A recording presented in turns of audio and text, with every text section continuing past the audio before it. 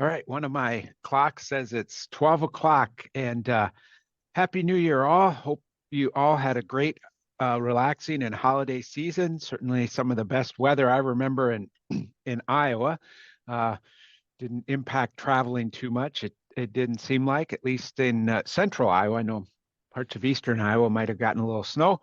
Anyway, I'm Matt Helmers with Iowa State University, and glad to be back here in 2024 to help host the Iowa Learning Farms conservation webinars. And we are starting off with a bang. Really important topic and really important colleague to talk about it. So we have Dr. Mike Castellano. That's the William T. Frankenberger Professor of Soil Science in the Department of Agronomy here at Iowa State University. And Mike wears many hats, it seems like, these days, with lots of work with the nitrogen initiative and many other important topics, drainage and water quality related, as well as many other things. But today he's going to talk about how do we best define and promote soil health. I think a really super important topic. As I said, I think we're starting off with a bang on an important topic. And so as always, if you have questions, feel free to type those in the chat box and we'll get those to Mike at the end of his talk. But with no more talking by me, I'm going to turn it over to who you all came to listen to today. Mike, the virtual floor is all yours. Yeah, thanks, Matt. Appreciate it. Appreciate the opportunity to talk today. So just a couple of caveats on the presentation here. I am going to show a lot of back of the envelope calculations. There could be some errors, so always double check them. I double checked them once, but there's a lot of funny math when you take English units and mix them with metric units, which there's quite a bit of in the soil health and soil carbon and nitrogen space these days. Also, I'll try and leave quite a bit of time for questions. Hopefully it'll generate some questions, so be thinking about them. I'll go through stuff fast, but these are recorded. They're posted on the internet. One of the things I want to do is just introduce some papers so people can go back and look at the results of those papers on their own later. And so for that, I have a lot of slides that I'll kind of flip through pretty quickly, but that's the intent there. So thanks for joining today, and we'll dig in. So 3 main messages. And they're all related to soil health. We'll come back to them in the end. Carbon intensity of corn and soybean production is all about nitrogen. That's a fact. Changes in soil carbon are finite, easily reversible, and difficult to measure. In contrast, avoided nitrogen use is perpetual, permanent, and easy to measure. That's a fact. And then soil health, in my opinion, is all about managing the soil to sustainably produce crops more efficiently. And in many cases, this means less carbon in the soil, but healthier soils. And I know that really sounds a little bit out there, I'm sure, for some folks, but hopefully I can come up with a couple of examples in the end to show there. And so when I'm talking about efficiency, really we're talking about more bushels per unit input and more bushels per environmental impact. So just a little bit of background here help us through the conversation today. 3 greenhouse gases account for 97% of the greenhouse effect in the atmosphere, excluding water. I'm not going to get into that, but CO2, methane, and nitrous oxide. 1 pound of methane is about 30 pounds of CO2 in terms of its heat trapping capacity, and 1 pound of nitrous oxide is about 290 pounds of CO2 in terms of its heat trapping capacity. So in other words, if a cropping system releases 1 pound of nitrous oxide into the atmosphere, it's as good as releasing 290 pounds of CO2. 1 ton of CO2 is 27% carbon. So whenever you think about pledges to reduce carbon or increase, it's important to keep in mind whether you're looking at CO2 or carbon. Markets generally operate in terms of metric tons of carbon dioxide. And so this is where a lot of the math that I was talking about earlier comes in that, can lead to, some errors in arithmetic as you're doing a lot of these calculator functions. But a ton of CO2, metric ton of CO2 is 2,205 pounds of CO2 per acre. 27% of that, of course, is carbon. That's 541 pounds per acre. And then a little bit of terminology: avoided emissions versus removal or net sequestration. So avoided emissions is avoiding the emission of a greenhouse gas. You do that, it's permanent. It can never be emitted again. Net sequestration is taking greenhouse gases out of the atmosphere, carbon dioxide, and putting it today's topic. There are other places to put it too. You've heard about the CO2 pipelines, things like that. That would also be a net sequestration. For reference, avoided use of 10 kilograms of nitrogen fertilizer, it conservatively avoids emissions of 80 kilograms of CO2. So conservatively, you avoid the using 10 units of nitrogen, you're going to avoid emissions of 80 equivalent units of CO2. For reference, the maximum rates of carbon storage are about 1,800 kilograms of CO2 per hectare per year. And so it's, a lot larger than avoiding the nitrogen use, as you can see there, but we'll come back to that and talk a little bit about that. So first message here, carbon intensity is all about nitrogen. This is a figure just showing where the greenhouse gas emissions from agriculture as a sector, as an economic sector, come from in the United States, according to EPA. They don't pull in the emissions from machinery and embedded energy and fertilizers, but I'll come back to that in a second, show you some of those numbers. But basically, it's 50% nitrous oxide, 50% methane. The CO2 there is from liming and urea-based fertilizers mostly. This makes a little bit more sense, though. So here are results or outputs from the GREET model, which is used in a lot of carbon intensity calculations, kind of the official model of the United States, if you will. And you can see the emissions, CO2 emissions, CO2 equivalents associated with the production of a bushel of corn on the left and a bushel of soybeans on the right. And everything in the gray and orange there is due to nitrogen. So all the emissions associated with producing a bushel of corn, you can see 80% of them are nitrogen.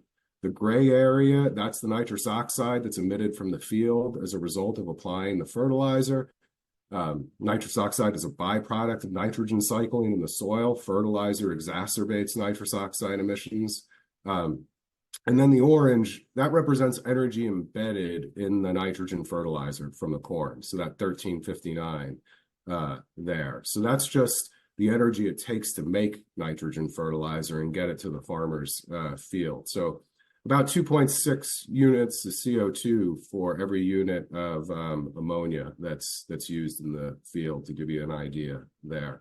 That, of course, could be eliminated by decarbonizing ammonia synthesis, right? So if we were to switch to electrolysis, that powered by renewable energy rather than steam reformation, that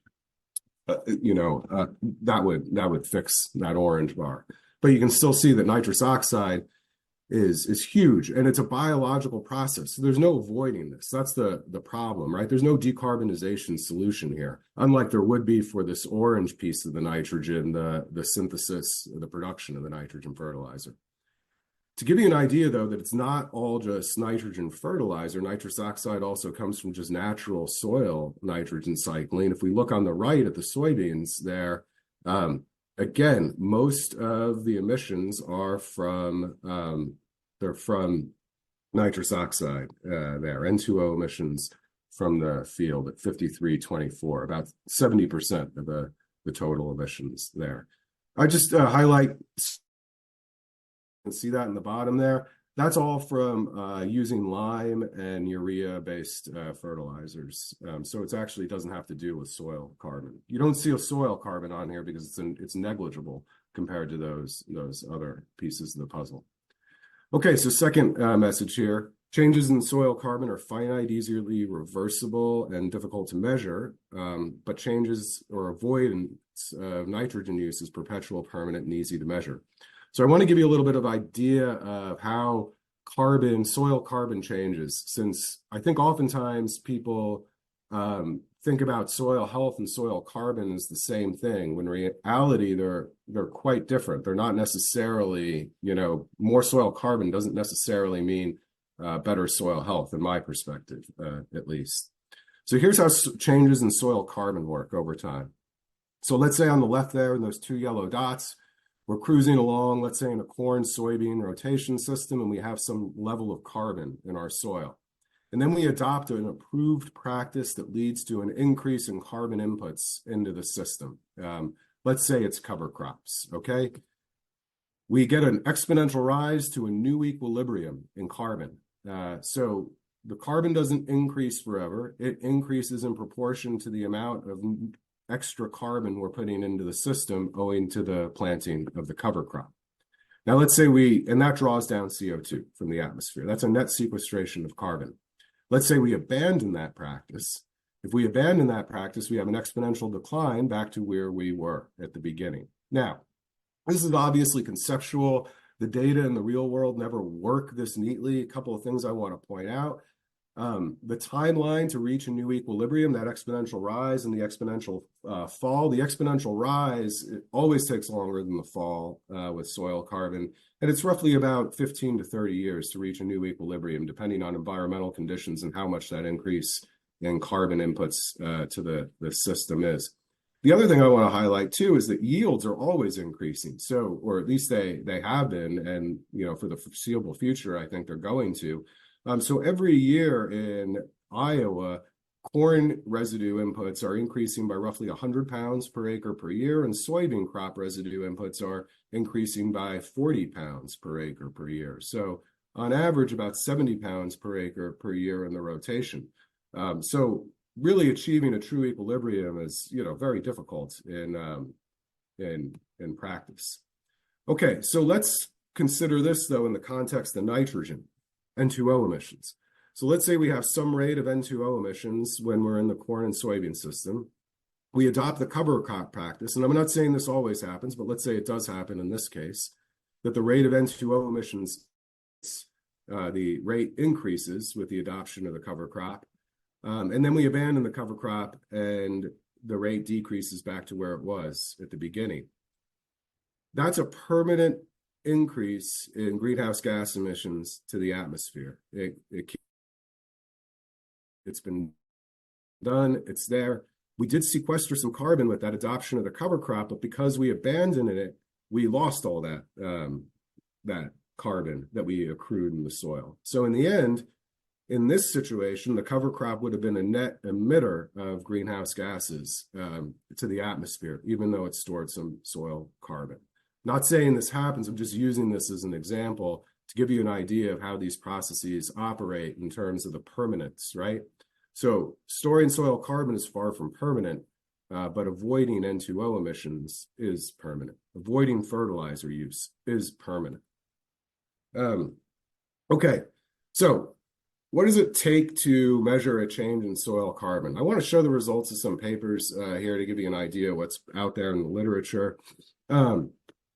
Whole profile carbon stocks. This is a really great paper from a couple of very well-known scientists. For better or worse, who writes these papers, it does matter in terms of the attention they get.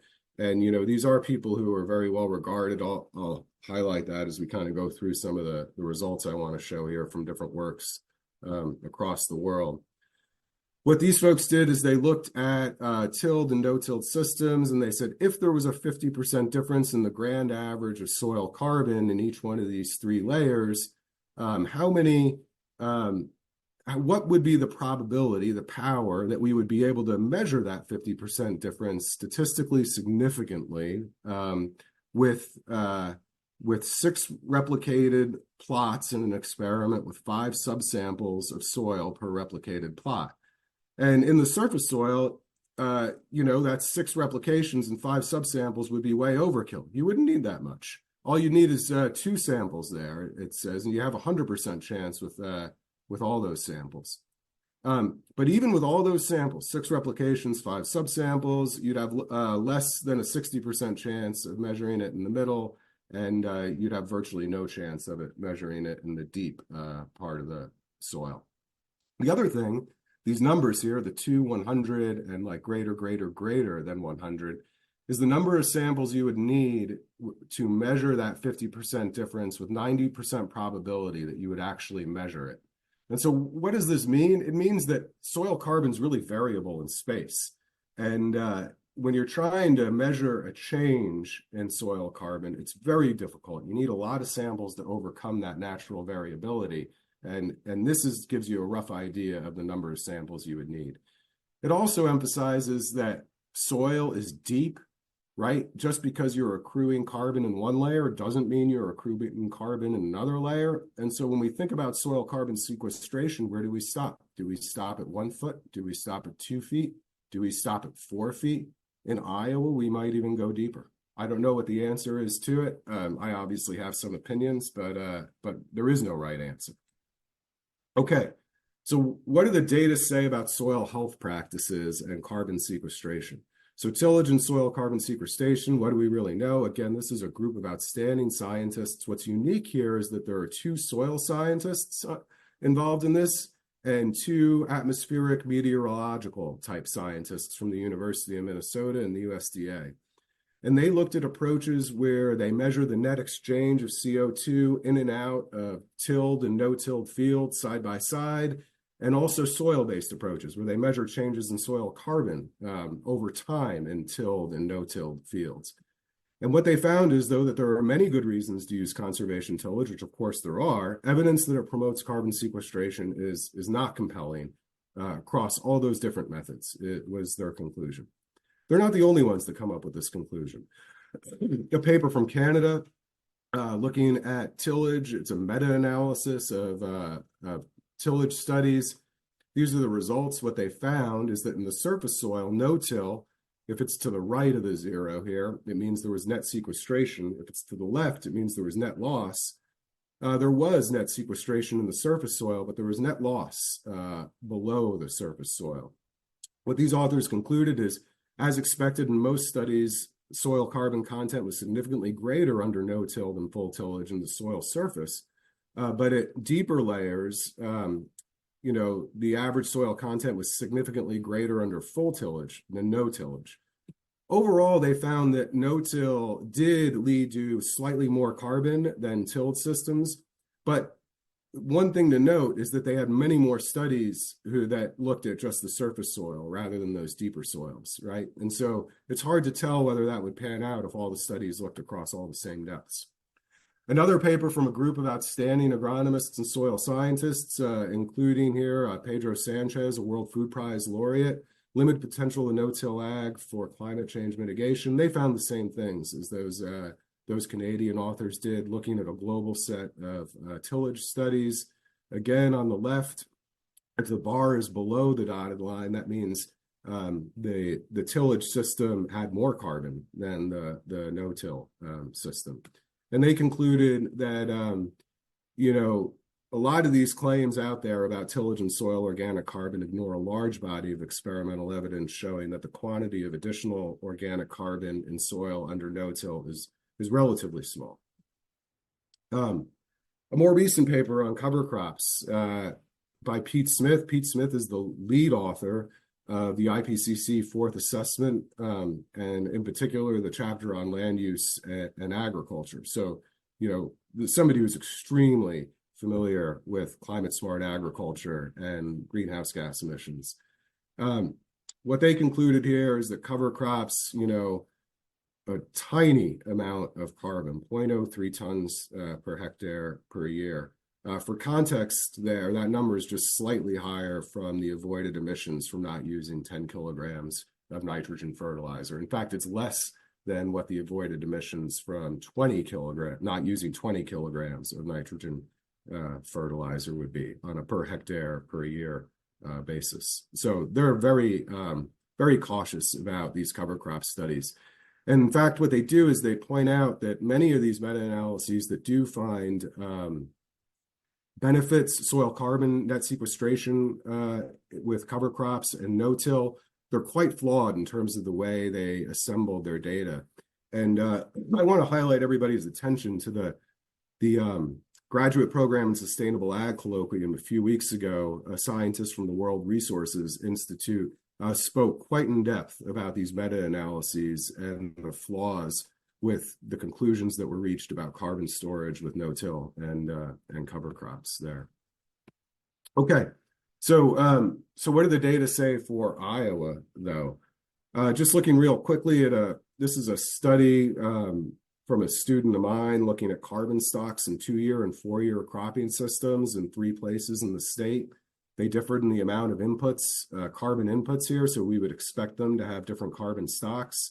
They also differed in the proportion of carbon delivered below ground versus above ground.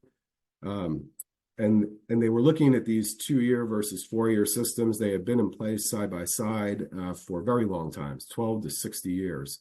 Just looking at the 60-year example, whereas the only case where the results found a difference in soil carbon, 141 megagrams per hectare compared to 164 megagrams per hectare. That comes out to 23 tons or megagrams of carbon per hectare per year divided by 60 years, 0.38 tons of carbon per hectare per year. If we change that to CO2, to give us the number there, that gives us about 1.4 tons of CO2 per hectare per year, which equals about 0.57 tons of CO2 per acre per year. This is a pretty decent payment at current carbon prices, which Alejandro Plastina suggested I use about $30 per metric ton of CO2 for in the current setting. So that would be pretty good there in terms of the benefit of that 4-year versus 2-year system. If that is net sequestration, 141 versus 164. But I want to emphasize that this study wasn't designed to look at net sequestration. In fact, this study just compared 2 systems side by side at one point in time. It didn't compare carbon pools over time. Comparing carbon pools over time is important because if we look at this figure here on the right, concluding that there's net sequestration from just comparing 2 pools of carbon side by side can lead to several spurious conclusions. And so, in fact, both could be going up, but at different rates, right? And that would lead to perhaps an underestimate of what the net sequestration and the improved practices. Let's say the improved practice, the 4-year systems are A. System 2, this would be the result you would find if you measured change over time. If you assumed that the, business as usual practice was at equilibrium and there was no change over time. If you had to ask me where those previous results are, if I had to guess, I bet the 4-year is going up, and maybe that 2-year corn soybean system is actually going down over time based on some of our results. And also the fact that in that 60-year study, really there would have been no corn soybean systems when it was implemented back then in 1954. And instead, they would have all been coming out of heavily manured systems. So we might expect that 4-year rotation to be increasing over time and that 2-year corn soybean system decreasing. Okay, so no tillage in Iowa. This is some great work from Madi Alkazi. 7 locations, multiple tillage systems across the state of Iowa. He looked from 0 to 60 centimeters. And with strip tillage and no tillage, he found they were accumulating in that 0 to 60 centimeter depth.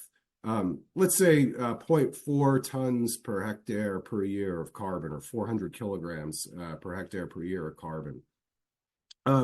Okay, so multiply that by 12 years. That was the duration of his study. That's 4,800 kilograms of carbon per hectare.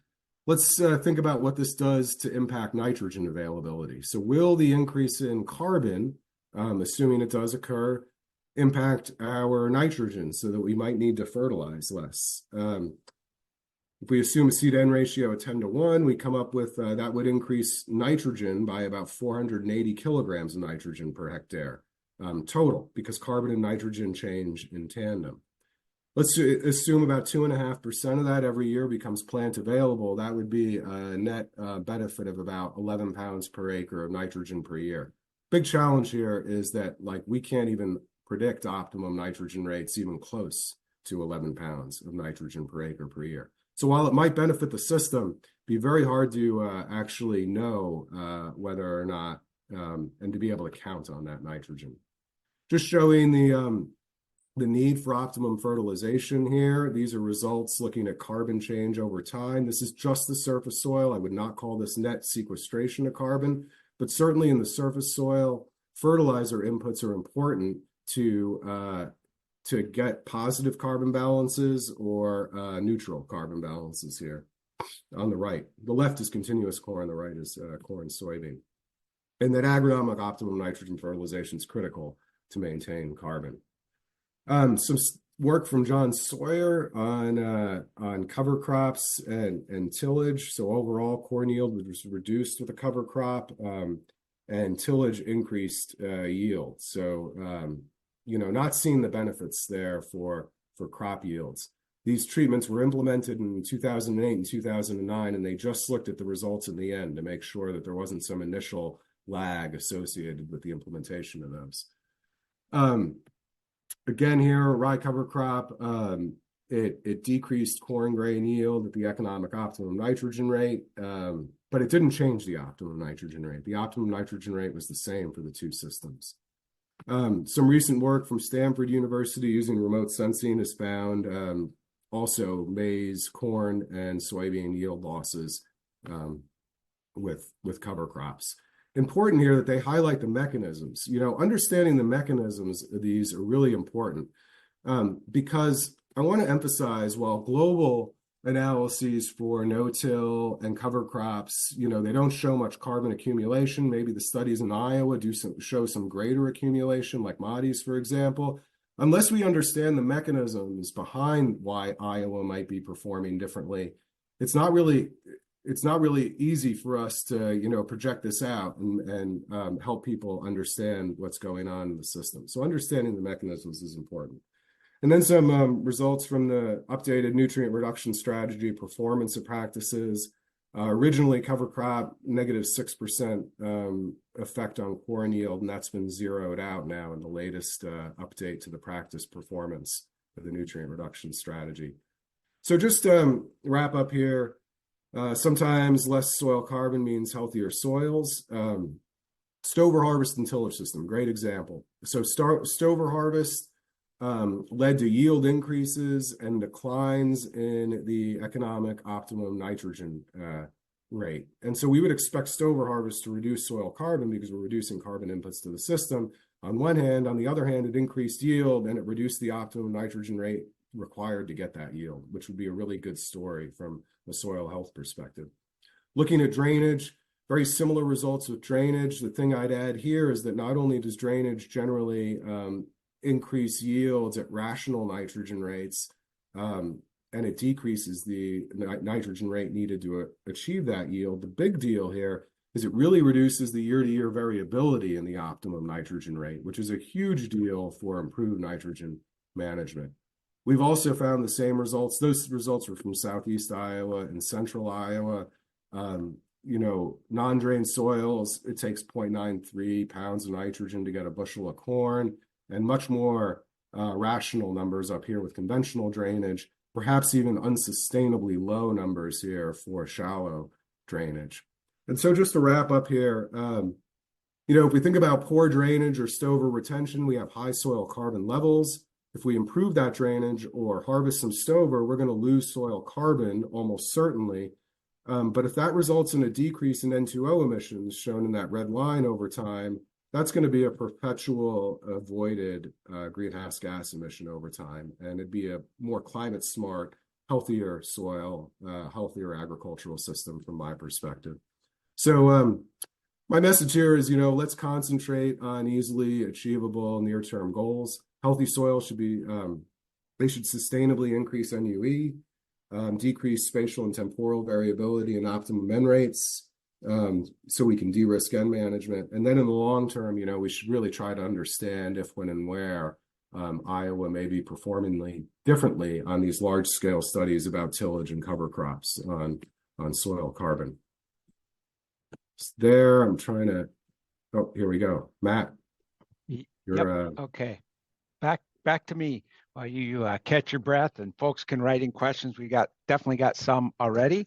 Um, First off, if you need a CCA CEU, please email Elena Whitaker at alenaw@iastate.edu by 5 o'clock today with your name, the name you entered to watch the webinar, and your CCA number. So Elena Whitaker, alenaw@iastate.edu. Let's go to the next slide if we can. Yep. There we go. This should be okay. If you watch this webinar live and are willing to fill out the voluntary demographic survey, that would be great. Only one survey response is needed for all 2024 webinars. So if you do it today, you don't have to do it any other time in 2024. So you can go to iowalearningfarms.org/survey, or you can scan the QR code.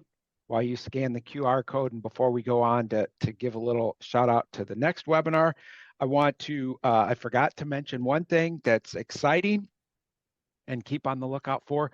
2024 is the 20th anniversary of the Iowa Learning Farms. And so be on the lookout for maybe some special events that we have going on this year. And also in our 20 years of ILF, and in 2024, we'll be celebrating our 300th webinar here coming up. I can't remember the exact date of that. Elena would remember that, but just want to shout out, we're pretty excited that this program has been going on for 20 years, and hopefully we can go on a few more years. February 28th is the 300th webinar, so tune in to that. I think we have Dr. Rick Cruz confirmed. All right, Mike, if we can go to the next slide. Shout out. I think, there we go. Okay, yep. We got Gabe Johnson, that's a graduate research assistant here at Iowa State University, that's going to talk about saturated buffers and managing those on flat fields, the impact on flow and nitrate load. Okay, so we do have some questions here, Mike, and I'm going to get to the top here and start them. Okay.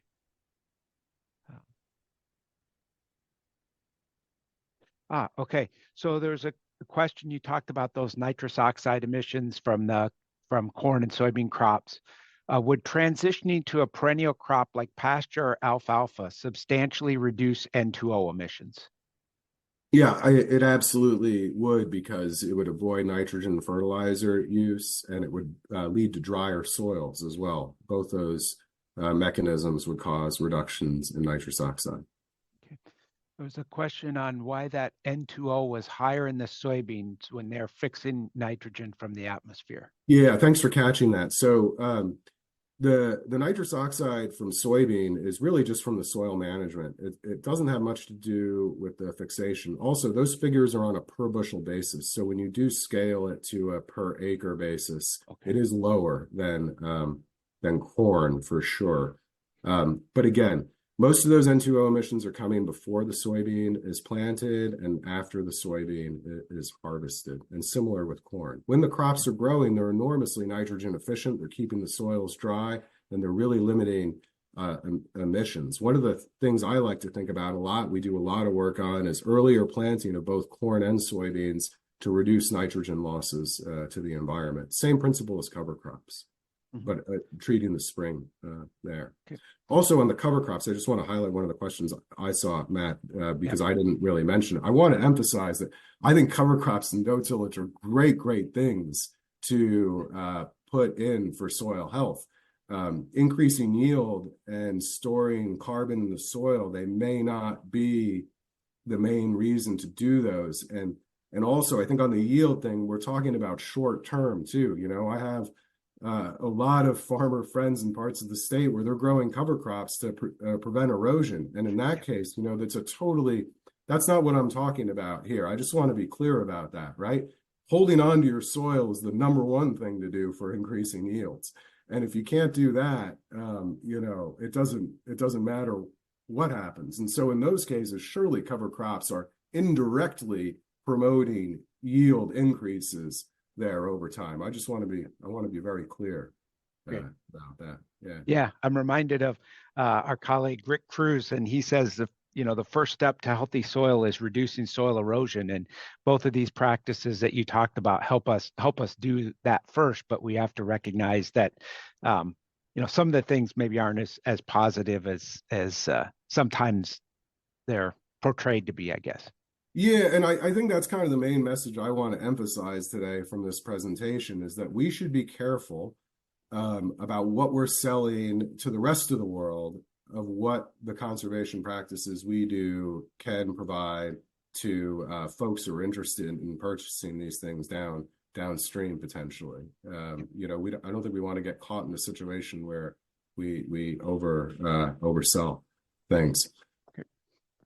There's a question here whether you've done any work on N2O emissions, whether it's anhydrous or other commercial fertilizer versus manure?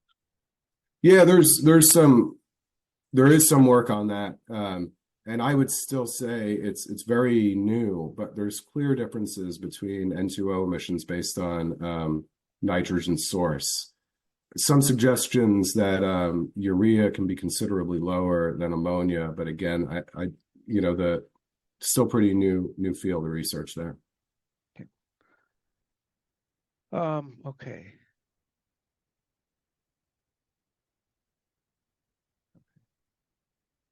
Yeah, there's somebody said that I plant cover crops to improve soils and reduce erosion, not collect carbon credit from a farmer there. And that's just said so well there, right? Because that's exactly what we should be doing. Yeah. Okay, there's one here on what happens with drainage systems in drought or prolonged drought? Well, so certainly drainage systems can not look good compared to undrained systems in droughty years. There's no question about that. We've shown that, Matt, in papers we've written. But on average, the benefits of drainage are enormous. I'd say the number one benefit is reducing the year-to-year variability in how the system performs, which allows us to use our inputs much more efficiently, particularly nitrogen. The other big benefit, I saw somebody mentioned Wayne Frederick's systems. He's had such success with strip till and cover crops in his system. And if you ask Wayne what's the key to his success, his first answer always is pattern tile. That he couldn't do those things if he didn't have the pattern tile in the fields that he's doing those things. Okay, one thing here, the email address for the CCA credit is alenaw@iastate.edu. So Elena Whitaker, and the email is alenaw@iastate.edu. So there was one here with increased drought conditions, doesn't increased carbon help the soils retain moisture? Yeah, the evidence on that is quite mixed. There are quite a few papers, much like the ones I showed about tillage and cover crops, that are really coming back to question just how much extra water or, the next increment of organic matter in the soil does hold. I'm not familiar enough with those to speak with them out looking at them again, but that's quite a controversy there. That's no different than a lot of this controversy around no-till and cover crops. So this is, I guess, one that's somebody asked here and has come up in some other conversations. So when we factor in any carbon benefit of no-till, are we factoring in, that we're using less fuel out in the field, for example, or should we be doing that more often? Yeah, we should for sure. And if people want to go back in the presentation once it's online and look at those numbers from the GREET model that I showed, that model is capable of, it does factor that in. It's in those bars, and it would change if you implemented no-till there. Oh, okay. Okay. Yeah. Actually, that's great, because that came up in another conversation that I was having, and somebody wasn't sure if it was in that model. So that's really cool. It is. And let me give another practical example of that, Matt. Some work we've been doing on soybeans lately, where we just plant the cover crop, the rye cover crop, following corn going into soybeans to eliminate any potential yield declines in the corn crop. When we do that, we get significant reductions in nitrous oxide, which is very interesting. because overall the cover crop doesn't seem to reduce nitrous oxide because going into corn, the cover crop provides carbon into the system, which when you fertilize, ironically, can actually be the limitation on nitrous oxide emissions is carbon and not nitrogen. So only growing the cover crop following corn going into soybeans, when we don't have that fertilizer input, we see pretty consistent reductions in nitrous oxide emissions. And here's how this relates to your story about the fuel use. That reduction in nitrous oxide emissions from the cover crop more than offsets the extra fuel use to plant that cover crop. Oh, wow. Okay. In the system. And so these are exactly the types of questions we need to be asking about where the emissions come from, particularly as folks start really thinking about, what's the emissions associated with a U.S. bushel of soybeans versus a Brazilian bushel versus an Argentinian bushel. And, in our case, an Iowa bushel versus an Arkansas bushel. Yeah. Okay. Here's one. First off, a compliment, and I agree with this. Thanks for a great review of a complex issue. I noticed that I get stuck into thinking of soils as a closed system when I hear terms like equilibrium carbon concentration. But ideally, we are literally building new soil, hopefully regenerating some of what's been lost over time. Does that open system concept change our expectations about the ability of soils to sequester carbon?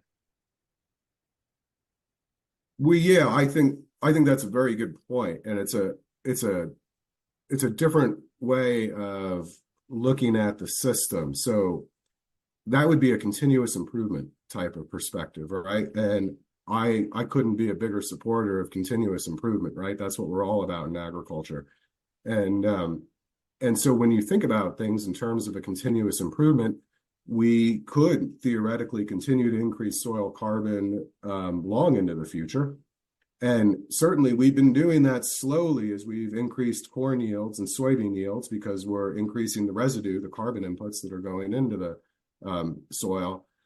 So it's a really good way to think about things. I do think, though, we have to come back to that equilibrium concept if we're thinking about changes that are relatively static, like planting a cover crop or switching to no tillage, where we make a change and we made that change, we made that improvement, but it's not like the no-till is becoming even more no-till year after year. I mean, maybe it is for the first 10 years, hard to say.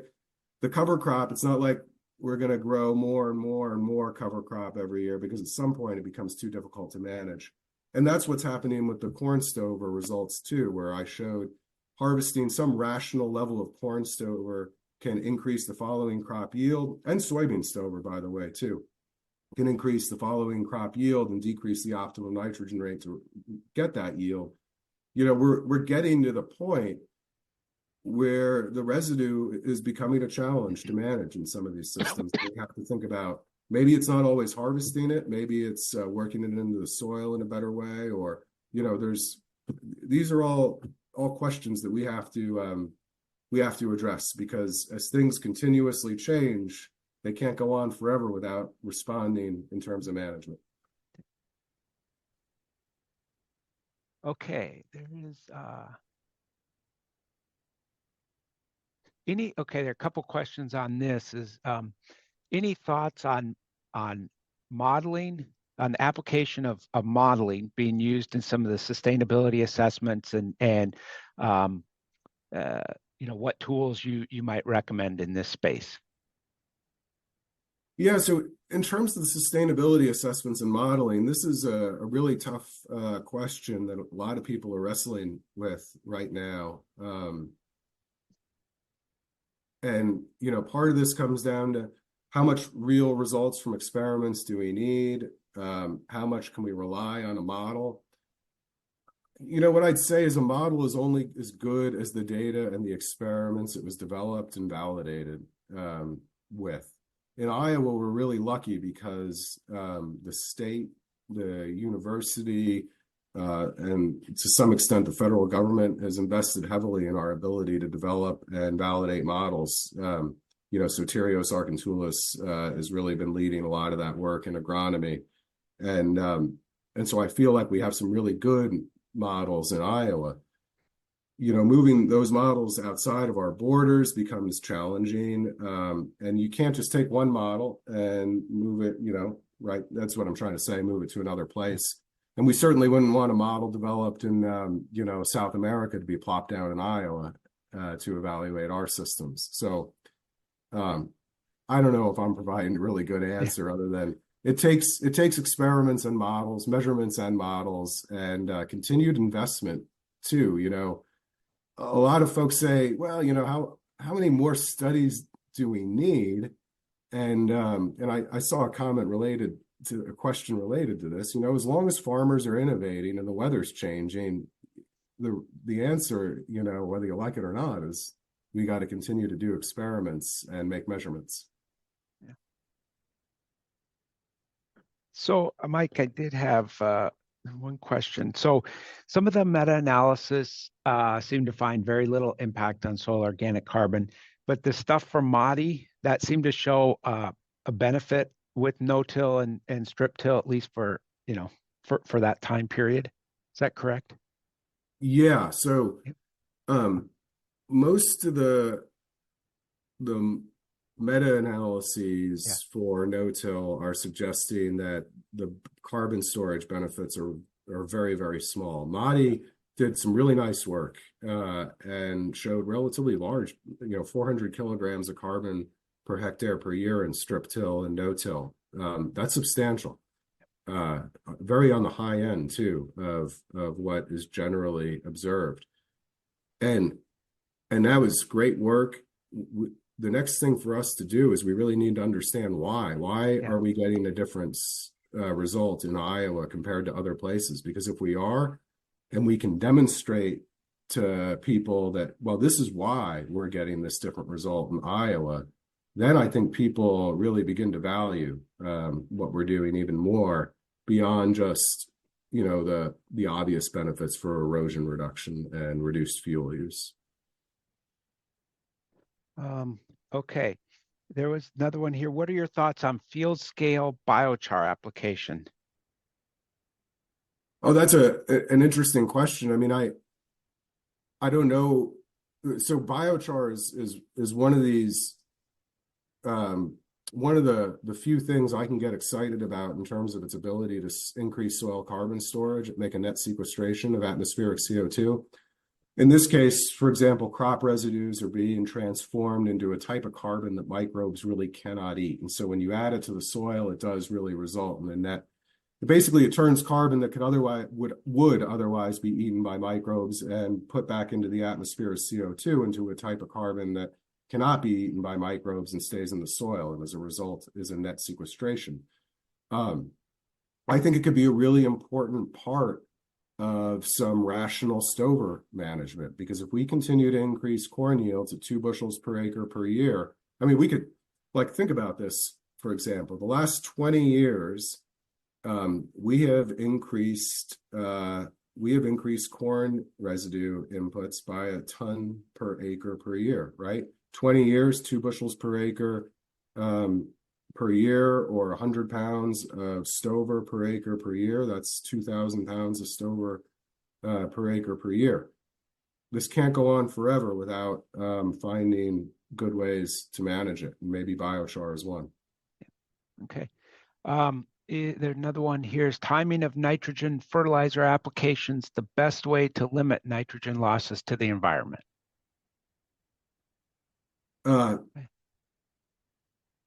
Well, I think talking about the best way to limit nitrogen losses to the environment is very worldview based, right? We could transform Iowa back into a prairie. That would eliminate it, right? That's not a good thing to do in terms of our economy. In drain systems, my personal favorite is to use edge of field practices. So denitrification wetlands are really effective practices, and they add some diversity to the landscape. Same with saturated buffers. I think timing and nitrogen fertilization is a great thing to do. We need to learn more about how to do it. And again, I think getting a healthy soil is it really benefits the ability to better time nitrogen fertilizer because it de-risks it. Drainage would be a good example. If we can de-risk getting into the field to traffic, you know, we can do those things more easily.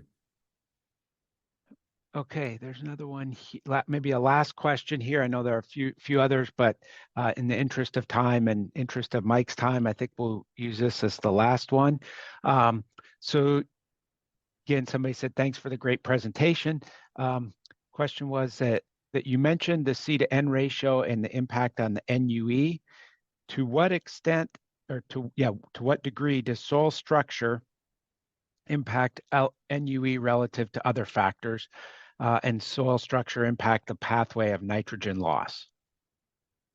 Yeah, so another outstanding question. So in that example, I just did some math on Mahdi Al-Kazi's results showing that a switch to no-till increased carbon over 12 years by 4,800 kilograms of carbon per hectare. That would necessarily increase nitrogen pools by 480 kilograms of nitrogen per hectare.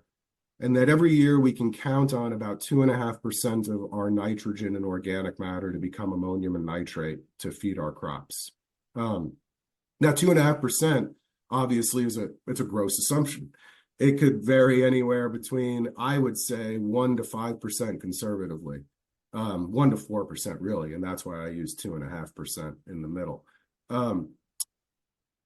Now, there are a lot of factors that affect that. Weather is obviously number one, right? Temperature and moisture. You need high temperatures and Goldilocks moisture, not too much, not too little. And that's where you get your 4% of that becoming available every year. Soil structure is probably a close second behind that, you know, in terms of, you know, first thing you got to do is you got to get your soil dried out and warmed up in the spring. And soil structure obviously plays a big role in that. Interestingly, with the studies in no-till, we see that no-till initially often increases nitrous oxide emissions because there's a decline in soil structure. But then on that 5 to 15-year time horizon, it actually reduces nitrous oxide emissions because the soil can become better drained over time. It's a good example of that. And, you know, understanding these patterns it's always a challenge because weather is such a big factor. And sometimes the effects are relatively small, even though they do exist. All right, Mike, I just want to thank you for presentation. I think we kicked off 2024 with an important talk and a great talk. Kicked off our 20th anniversary of Learning Farms well. Again, if you need a CCA credit, email Elena Whitaker at alenaw@iastate.edu. I think we also have another great one set for next week on managing saturated buffers in a flat field, impacts on flow and nitrate load. Mike, I know there were a couple other questions that have come in. Hopefully you might be willing, if folks, you know, email you to let you know. There are a couple. Yeah, no, of course, Matt, please don't hesitate to reach out. I will respond to everybody's emails. Yeah. Okay. All right. Whatever. Okay. Yep. Well, thanks so much, Mike, and have a great day.